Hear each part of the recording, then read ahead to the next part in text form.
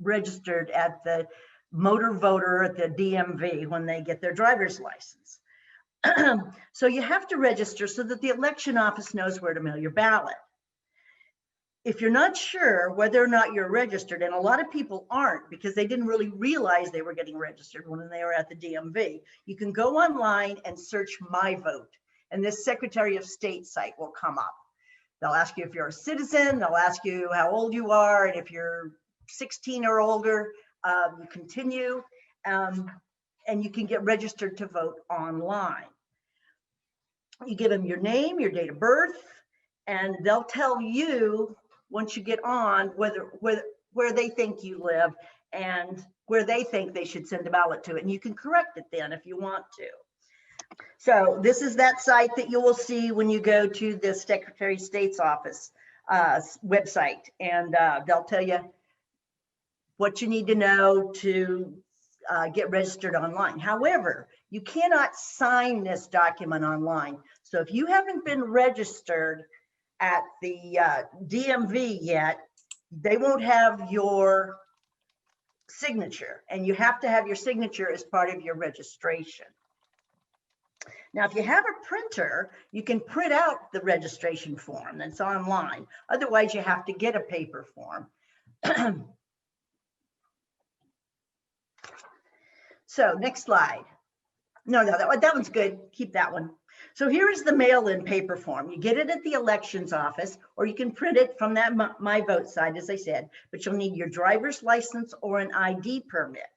Suspended licenses are okay, but not your revoked one, and a permit is okay. The mailing address of a person who is homeless or resides where mail service is unavailable can be the office of the county clerk. If you have a name change, then you have to go re-register, and you have to do it on a paper form. The voters form that you're looking at, next slide, comes in Spanish or English, and that barcode that you see on the right side will be your ballot. You can register to vote when you're 16, but the election office will not mail you a ballot till you're 18 on election day. So next slide. Don't forget the stamp. You can use there's a stamp that comes with your ballot, but not on your voter registration form. So next Tuesday, that's after the day next week, next Tuesday, is the cutoff date to get registered, October 13th. You can use this form to update your registration.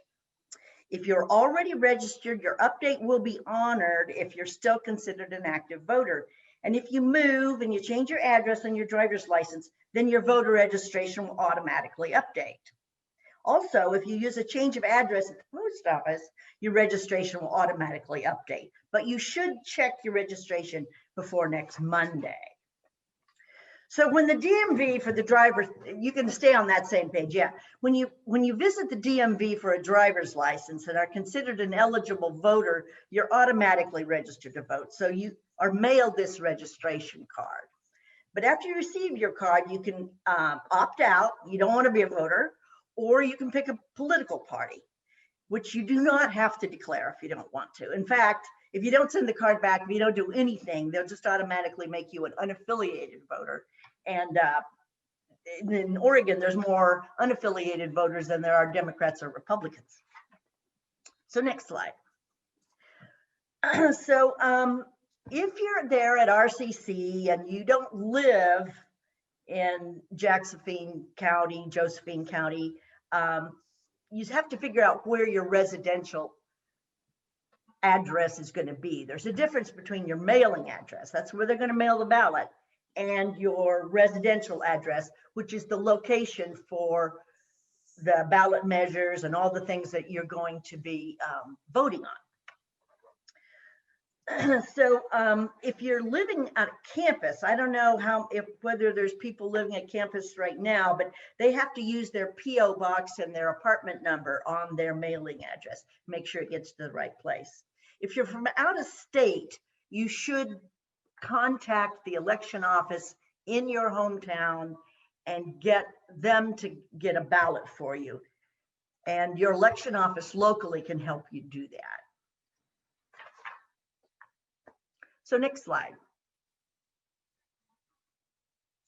So this is Chris Walker. She's the clerk of the Jackson County Elections Office, and she's holding what's inside the envelope that comes to you that's got the ballot in it. You can kind of see over on the left side that there's a yellow stripe. They used to be blue, they're yellow this year. And there's also a paid postage over in the right-hand corner. And that barcode will match the barcode from your ballot, will match the barcode for your registration form. That's how they prevent duplicate voting, and they can get a unique identifier for you. So you're going to get your ballot on about October 16th, which will probably be a couple days after you get your voter's guide that same week. So inside, you want to change a slide. Inside, the ballot is printed with little bubbles over to the side, just like you do when you take standardized tests. You use a blue or a black ink pen. They're saying don't use a pencil, mainly because when people try to erase it, they don't do a very good job. And the main thing that disqualifies ballots is if people put an X on there instead of filling in the little bubble all the way. So be sure you fill that bubble in it to decide whoever you're voting for. If you make a mistake, you have to get a new ballot. So don't make a mistake. Get your voter's guide out there and do it in a very systematic way if you can. So if the office in Grants Pass is at the courthouse on Northwest 6th Street, and in Medford it's on West Main. So sometimes new voters feel like they just don't know enough about the candidates to vote. And I can understand that, but you can just skip those races and you can look up the candidate's name if you want to online, but it's easier to use the voter's guides. But rather than looking up each one individually, these guides will make it so you can look at them all together and compare them. The judgeships are often the ones that are not contested at all, and you don't have to vote for those people if you don't want to. So these voters guides, the one on the left comes from the state. That's actually the one from last May. They don't have the front of the new one out in a PDF yet. And the two on the right are from the League of Women Voters. We put out a voter's guide as well, which has some races in it that sometimes are not included in the voter's pamphlet.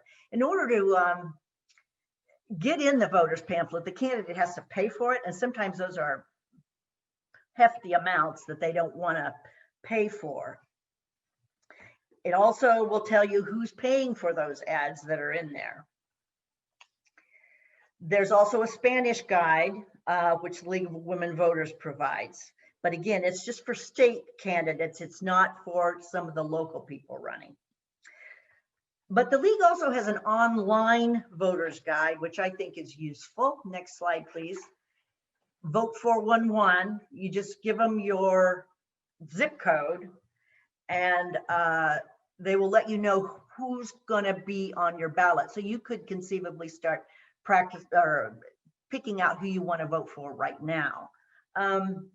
We're running this ad in the Grants Pass Courier and the Medford Mail Tribune this week to provide links to videos of some of your candidates if you want to hear them talk.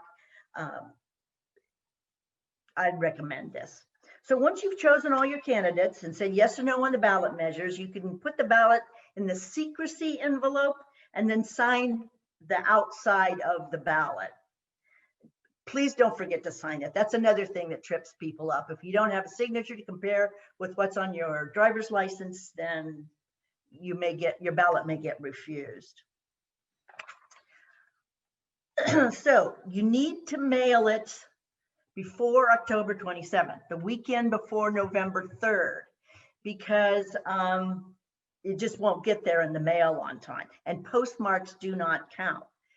So don't forget to sign it, mail it before October 27th. It has to get to the election office before 8 p.m. on election day. If you don't have time to mail it, you put it in an official ballot drop box. There's lots of these in Jackson County and Josephine County, including the election offices themselves, of course. And I just called them today to find out if you put your ballot in the wrong ballot box, like you live in Josephine and come to Jackson, it's okay to do that. But then if they'll have to mail them back to each other. So if you don't have enough time allowed for that process, they weren't willing to guarantee me that your vote would count, if that makes sense. So this all may seem pretty straightforward, pretty easy, no problem, but just, Oregon's arguably the easiest state in the union to get registered and get a ballot, but don't take it for granted. Next slide. In 1920, women finally got the vote. So the League of Women Voters is celebrating 100 years of having the right to vote this year after 80 years of working on it. The new stamp came out this year to celebrate, reminding us that democracy is not a spectator sport.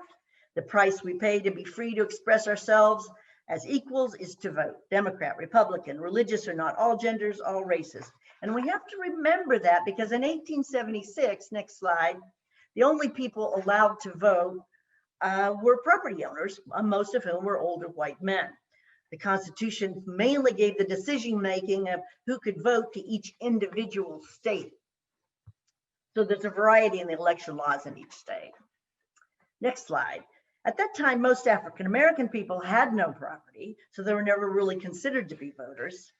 But by 1792, people that didn't own property began to get some voting rights in the states, not women. Not until 1828 were religious restrictions removed, allowing Jewish people to vote. Next slide.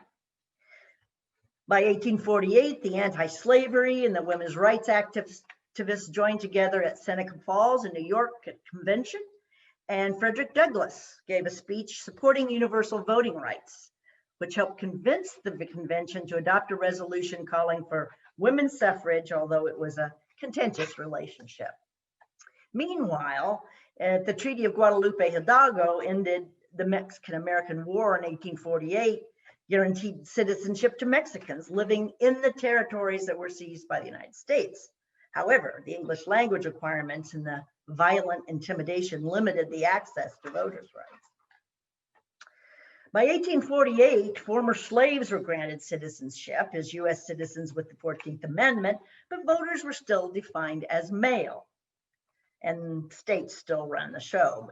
In 1870, the 15th Amendment said the vote cannot be denied because of race, explicitly. So other discriminatory tactics were used, like— And excuse me, just for a moment. I believe you said it should be by 1868, former slaves were granted citizenship. Oh yes, I'm sorry. That's okay, just— Good catch. The Supreme Court ruled that Native Americans are not citizens as defined by the 14th Amendment and thus cannot vote. And then in 1872, the women's rights activist Susan B. Anthony was arrested and brought to trial for attempting to vote in presidential election. And at the same time, Sojourner Truth, who was formerly enslaved, appeared at the polling booth in Michigan, demanding a ballot, and was turned away. But finally, in 1890, Wyoming became the first state to allow voting for women. And the Indian Naturalization Act granted citizenship only to Native Americans whose applications were approved, as if they were the immigrants. And then in 1897, the Chinese Exclusion Act prevented people with Chinese ancestry from becoming US citizens. But finally, in 1912, 1913, women started marching to get voting rights in New York and Washington, D.C. But by 1920, the 19th Amendment passed and women got the right to vote in both state and federal elections. In 1919, after World War I, Native Americans who served in the military were granted US citizenship.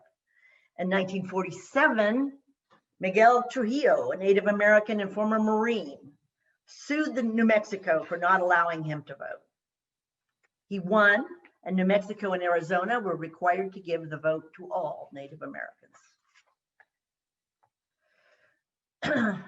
For Asian Americans in 1922, the Supreme Court ruled that people of Japanese heritage were ineligible to become naturalized citizens. And then the next year, the court found that Asian Indians were also not eligible.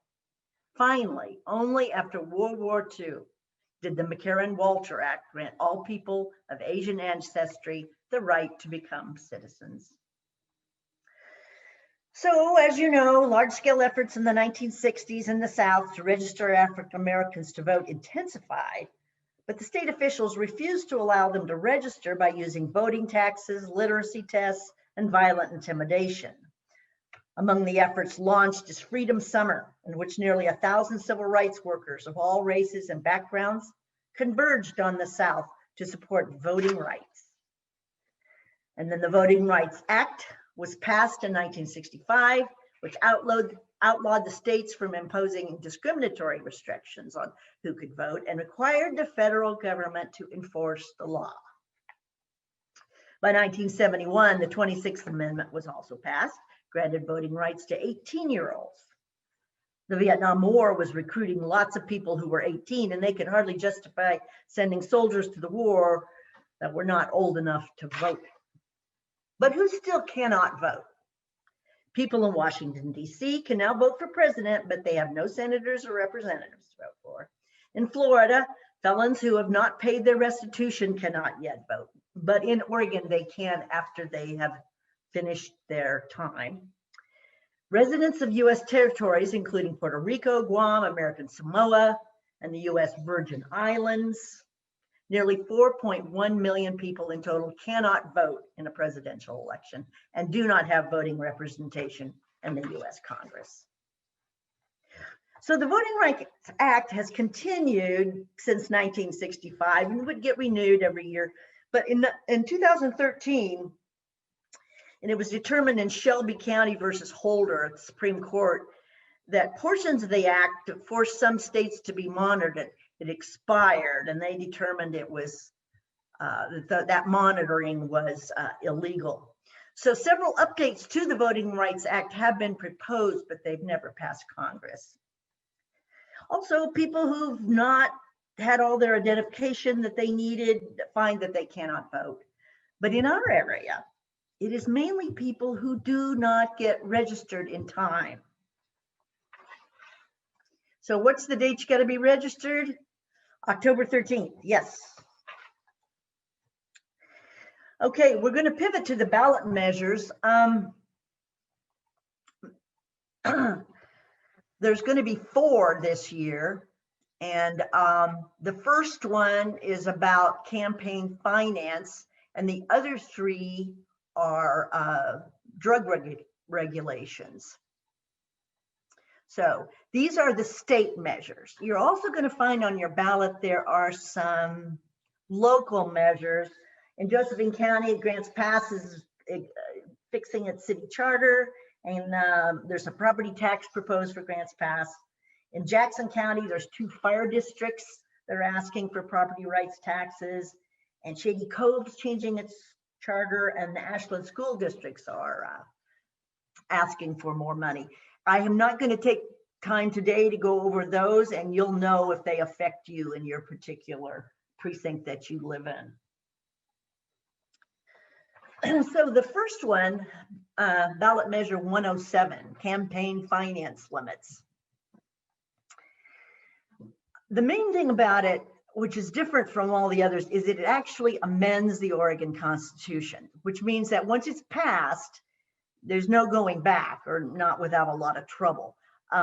It also is not particular in what it's saying that government bodies can do. This measure just makes it so that it is okay to put limits on campaign contributions. And then it also requires people say who they are, who's paying for what. And those limits are going to maybe be different in different areas of the state. So supporters say on this that Oregon is one of only 5 states with no contribution limits out of all 50. Reducing the influence of money, they say, is more fair, and the public has a right to know. They also say the amendment will promote citizen participation. The opponents to ballot measure 107 say that limiting contributions does not necessarily level the playing field. They say campaign donations don't necessarily influence politicians, and that donations are actually a form of freedom of speech. And special interests actually includes many ordinary people. So you decide. Ballot measure 108 increases nicotine taxes. There actually is a tax on cigarettes and cigars in Oregon, and it's $1.33 a pack. This measure would take it up to $3.33, so $2. The money is going to be used to fund healthcare programs.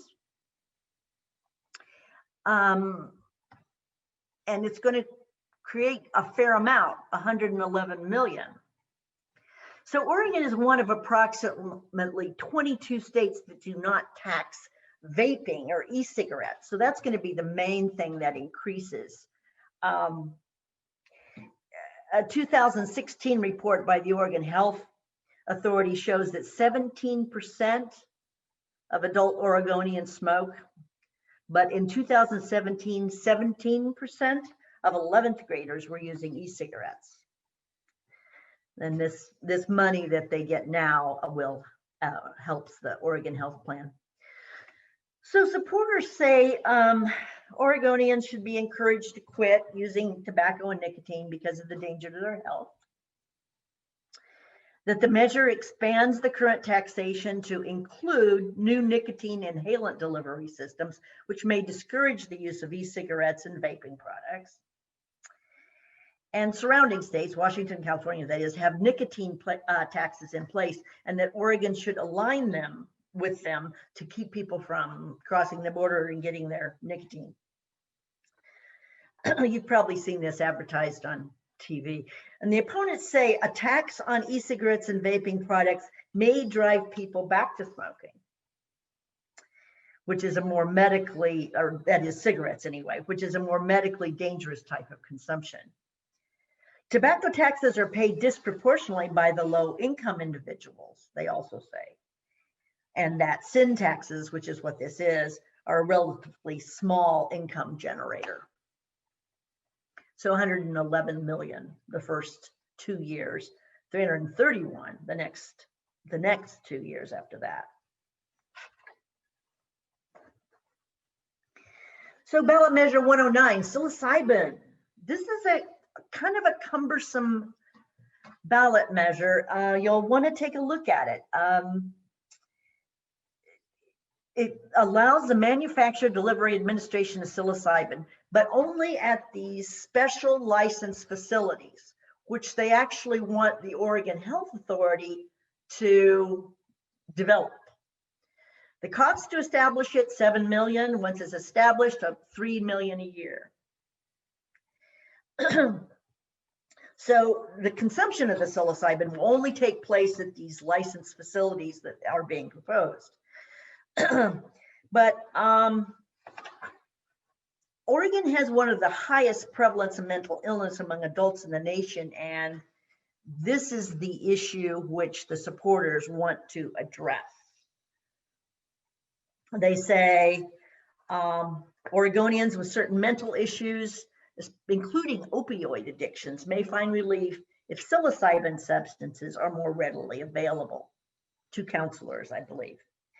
The program has been designed to protect patients and assure beneficial outcomes by making the substances available under tightly controlled conditions, and that the consumption of psilocybin will only take place in these environments. Now, the opponents say Oregon would be in conflict with federal drug policy, putting the Oregon program at legal risk. And the US is still learning about the impact of legalizing marijuana and that it might be premature to embark on another biochemical experiment. The opponents also say the proposal does not go far enough. They say the use of a natural medicine should just be decriminalized entirely.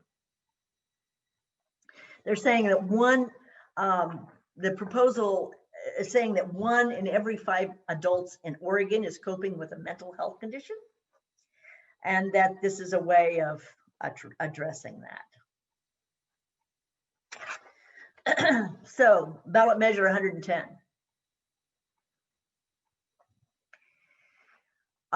This program is a program being established to treat drug addiction. That's going to provide statewide financing for a program of this sort. It'll be financed by marijuana taxes, partially. Some of it's going to come out of the general fund. It reclassifies penalties. So I'm not going to go into all the classifications for different drug misdemeanors and felonies, but it's basically decriminalizes possession. It'll reduce funding for schools, state police, mental health, and local governments, partly because it's taking money away. It's going to be an expensive program. Creating culture, the supporters are saying that creating culturally appropriate treatment programs to solve Oregon's drug problems is more effective than incarceration. The money currently spent on arrest, prosecution, and incarceration can be more effectively spent on treatment. The opponents say that this measure would divert dedicated marijuana tax income from the regulation of the growth, sale, and distribution of legal cannabis. The opponents also say revenue from the marijuana tax would be inadequate to fund both regulation and treatment. So the proposal would decriminalize possession, but manufacture or sale would still remain illegal. So the next slide.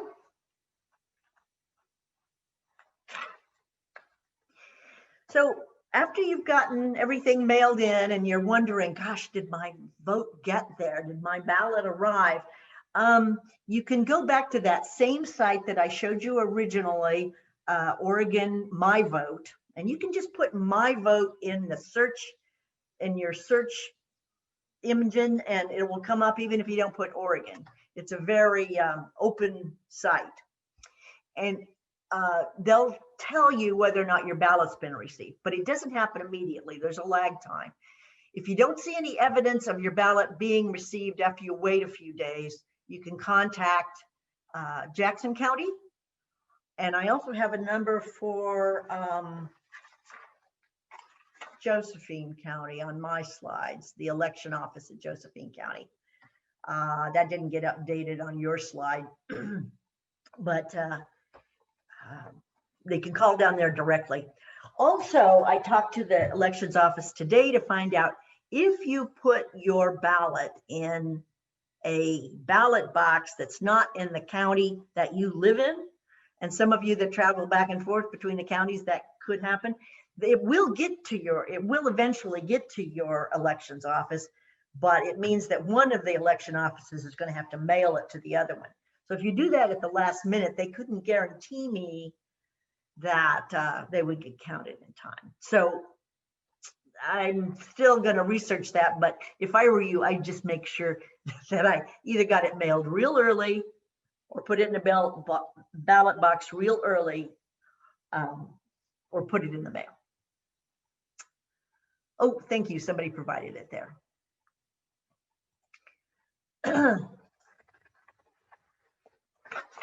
So I've got some contact information for myself, and Leland Voters is happy to answer questions. Okay, so if anybody has questions, you can go ahead and unmute yourself. And while you're talking, if you would go ahead and start your video as well. It's always nice to see your face. I'm going to stop sharing. And I'm going to take us back to the Brady, what I call the Brady Bunch, so we can see each other. So do anybody have a question?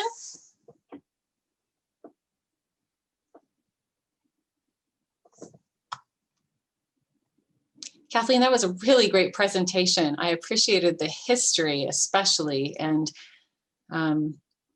having not experienced not being able to vote, and looking at how it wasn't that long ago that still so many people today can't. It's quite astounding. Well, I kind of felt like I went through the voting part pretty fast. Most of you are, if you're RCC students, you've been through the process, but it's amazing how many questions can come up, especially if you have disabilities or problems with language. Any of those questions I might have the answer to. I'm not an expert, but the elections office just don't have people to go out and talk to the public. They can really consider that their job. And I see we have Kelsey. Go ahead. You have a question? So when you move, so say you're moving out of an area that you've lived in for a long time, how does it work, and how soon after you move can you vote? And then is it the same process for registration? So did you get your driver's license changed? That's the main thing. When you change your driver's license, that'll change your registration. Now, if you didn't, if you're using your driver's license from wherever you're at, is it San Francisco by any means? Then you will probably want to stay registered in your residence. Now, if you're living here and you become an Oregon resident, you're going to have to either have an Oregon ID or an Oregon driver's license to vote in Oregon. Does that make sense? Yeah, we're moving to Eugene. We're most likely moving to Eugene in May, but I'm just going to college, so I'll be coming back. So I just didn't know if I should. I probably won't even change my driver's license because we have a PO box down here, and that's where all our mail goes and stuff. Oh, so I just, yeah. It's kind of a tough thing to know how to figure out. Yeah, at least if you want to vote on some national things, president, for instance, you can still vote where you came from. But you're going to have to ask them to mail your ballot to you. And you probably should do it now because the time lapses with the postage getting here. Okay. Yeah, we won't be moving till May, so that'll be in a few months, in some time. But you will be able to vote in this election coming up from your former residence. Yeah. Yeah. Okay. Thank you. You bet. Kathleen, can you clarify for people who, for example, live in an RV or couch surf between friends' houses, like who don't have necessarily permanent address, how do those folks get to vote? Well, you can just call your home the elections office if you want to, or you can have it be wherever you're staying. You can call that, but it has to be the place they know how to get you a ballot. So like if you lived in Phoenix and Talent and got burned out, wherever you're staying, if it's somebody's house, have your ballot mailed there.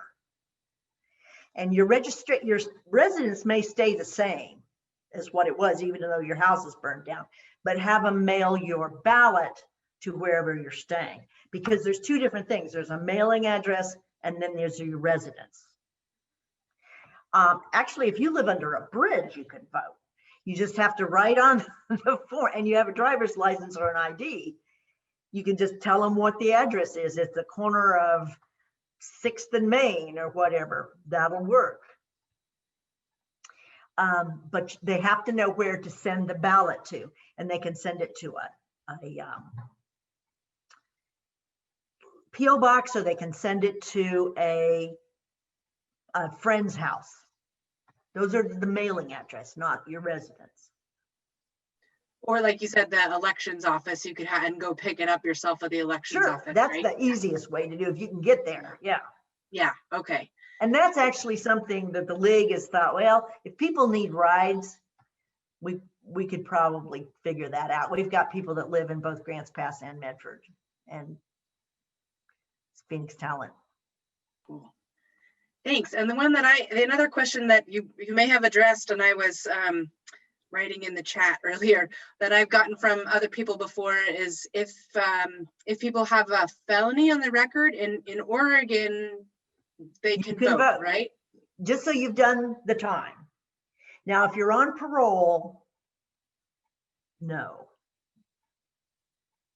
Or if you're out of incarceration temporarily, you can't. But once the time is done, yes, you can. The problem in Florida with those felons that cannot vote is that the state is requiring that they pay restitution, which essentially is a poll tax, but that's going to have to go through the courts. Thank you.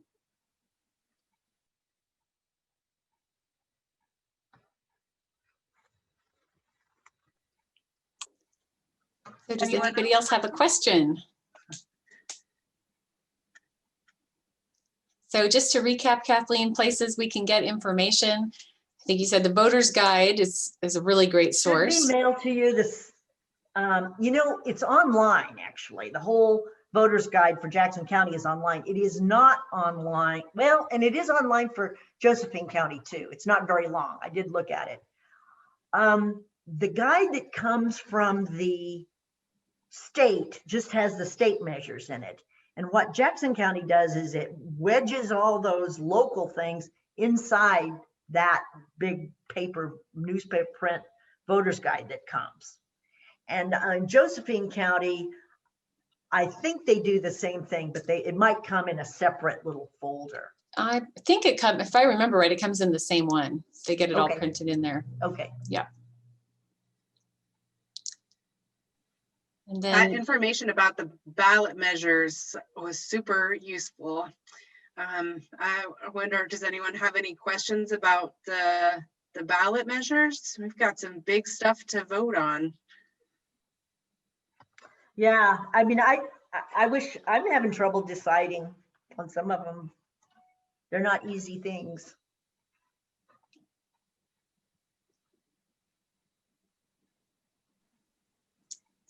They're going to be well covered in the voter's guide. The ballot measures will be. I bet. so the voter's guide, there's some debates on television. You're probably all aware of that. One thing I do is I go to people who I respect. If I don't know a candidate, or if I'm not sure on a local issue, I'll go to people in the local area and ask a bunch of different people to get different perspectives to help me decide what I want to do. So I think talking about these things with people you respect is another good way to go. Yeah, I have a little sign that the league has. I don't know if you can read that, about having those hard discussions. What we should have been taught was how to have a civil conversation about a difficult topic rather than avoiding talking about politics and religion altogether. Mm-hmm. Could you read to us what it says? I couldn't quite see it. Oh yeah, I'm sorry. It says, being taught to avoid talking about politics and religion has led to a lack of understanding of politics and religion. What we should have been taught was how to have a civil conversation about a difficult topic. That's excellent. Mm-hmm. And if you've heard me before in other things, I'm always saying respect each other. We do not have to agree. We can have different opinions, but always respect each other. And just because somebody else acts a way that is unseemly for yourself, don't let the way somebody else acts change who you are. So true. There's a question in the chat that if these ballot measures don't pass, when is the next time that measures will be voted on? Measures can come up. They can call special elections to have ballot measures. They try to put them so that they just come when we're having candidate elections, so they don't have to spend so much money on the whole process. But they could be as early as next spring at the primaries. But these are ballot measures. In other words, a certain number of people have signed petitions to get these on the ballot. It takes a while to get that organized.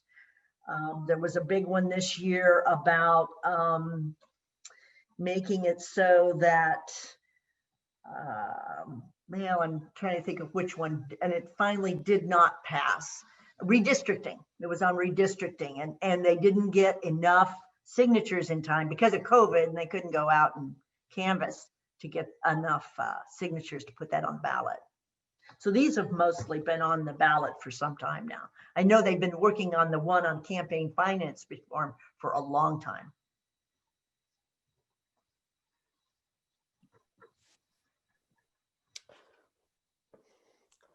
Go ahead, Marina. Hi. So my name is Marina Whitchurch, and I'm a club advisor for the Mic Droppers, which is a speech and performance club. And you mentioned a moment ago, Kathleen, about having hard discussions and how to maneuver those difficult topics, of which there are many lately.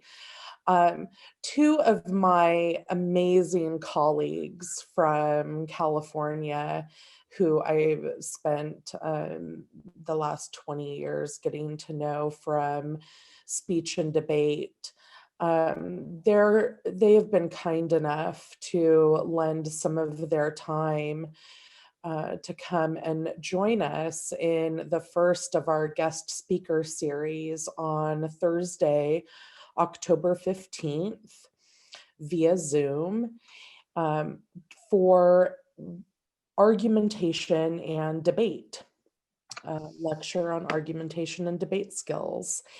And Anna Pater, or she goes by Anna Hilopoff now, she is actually running for the Susan